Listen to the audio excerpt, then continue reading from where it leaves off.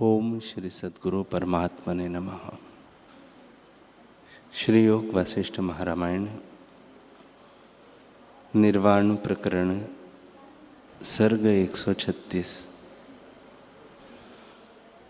भुशुंडी जी बोले, हे विद्याधर, जब आत्मपद प्राप्त होता है तब ऐसी अवस्था होती है कि जो नग्न शरीर हो और उस पर बहुत शस्त्रों की वर्षा हो तो भी उससे जीव दुखी नहीं होता, और सुंदर अप्सरा कंठ से लगे तो हर्ष नहीं होता। अर्थात दोनों ही में समदर्शी रहता है।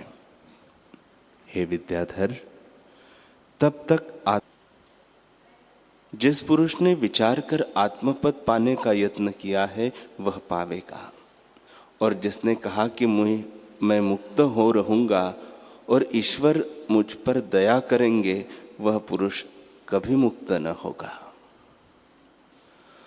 पुरुष के प्रयत्न बिना कभी मुक्ति न होगी। आत्मस्वरूप में न कोई दुख है और न किसी गुण से मिला हुआ सुख है, वह केवल शांत रूप है। किसी से किसी को कुछ सुख दुख नहीं, न सुख है और न दुख है, न कोई करता है और न भोगता है, केवल आत्मसत्ता अपने आप में स्थित है। भुशुंडी जी बोले, हे विद्याधर, जैसे कोई कल्पना करे कि आकाश में अन्य आकाश स्थित है तो वह मिथ्या प्रतीति है, वैसे ही आत्मा में जो अहंकार उठता है वह मिथ्या है।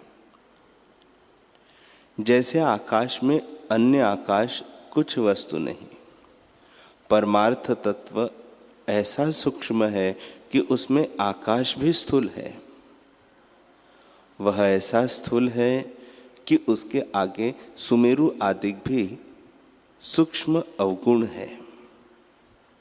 राग द्वेष से रहित चैतन्य केवल शांत रूप है, गुण और तत्व के क्षोभ से रहित है।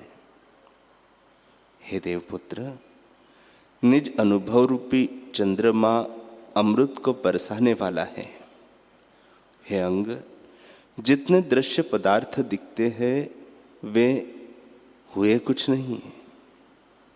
हे अंग, आत्मरूप अमृत की तू भावना कर, जिससे तू जन्म मरण के बंधन से मुक्त हो। जैसे आकाश में दूसरे आकाश की कल्पना मिथ्या है, वैसे ही निराकार चिदात्मा में अहम मिथ्या है। और जैसे आकाश अपने आप में स्थित है, वैसे ही आत्मसत्ता अपने आप में स्थित है और अहम त्वम आदि से रहित है। जब उसमें अहम का उत्थान होता है तब जगत फैल जाता है। जैसे वायु जब फुरने से रहित होती है तब आकाश रूप हो जाती है, वैसे ही संवित उत्थान अहम से रहित होने पर आत्मरूप हो जाती है और जगत का भ्रम मिट जाता है। फुरने से जगत फुराया है, फुरने से जगत फुराया है, वास्तव में कुछ नहीं। ज्ञानवान को आत्मा ही भासित होता है। देश काल बुद्धि लज्जा लक्ष्मी स्मृति कीर्ति सब आकाश रूप है। ब्रह्मरूपी चंद्रमा के प्रकाश से प्रकाशित होते हैं। जैसे बादलों के संयोग से आकाश धूमिल होता है, वैसे ही प्रमाद से संवित दृश्य भाव को प्राप्त होती है, परंतु और कुछ नहीं हो जाती है। जैसे तरंग उठने से जल और कुछ नहीं हो जाता, और जैसे काष्ठ काटने से और कुछ नहीं हो जाता, वैसे ही दृष्टा से दृश्य भिन्न नहीं होता। जैसे केले के खंभे में पत्ते के सिवा और कुछ नहीं निकलता और पत्ते शून्य रूप है, वैसे ही यह जगत भासित होता है, परंतु आत्मा से भिन्न कुछ नहीं, शून्य रूप है। शेष भुजा नेत्र चरण आदि नाना अंग जो भिन्न भिन्न भासित होते हैं, वे सब शून्य रूप केले के पत्ते की नाई है और सब असार रूप है। हे विद्याधर, चित्त में राग रूपी मलिनता है। जब वैराग्य रूपी झाड़ू से झाड़िए तब चित्त निर्मल हो। जैसे दीवार पर चित्र लिखे जाते हैं, वैसे ही आत्मा में जगत भासित होता है। देवता, मनुष्य, नाग, दैत्य आदि का यह सब जगत संकल्प रूपी चित्रे ने चित्र सदृश लिखे हैं।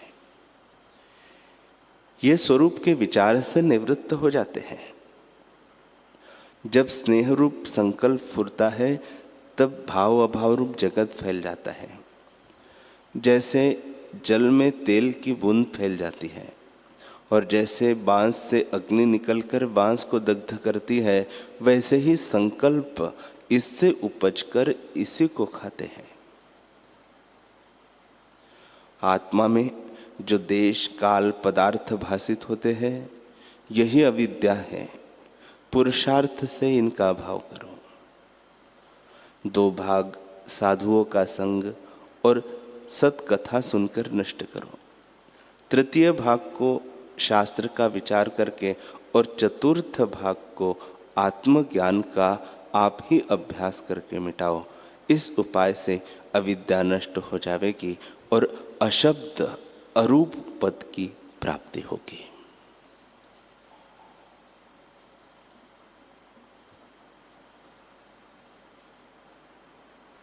हरि ओम, हरि ओम। ओम सहना भवतु सहनौ भुनक्तु सह वीर्यं करवावहै तेजस्विनावधीतमस्तु मा विद्विषावहै। ओम शांति शांति शांति। श्री सद्गुरुदेव भगवान की जय।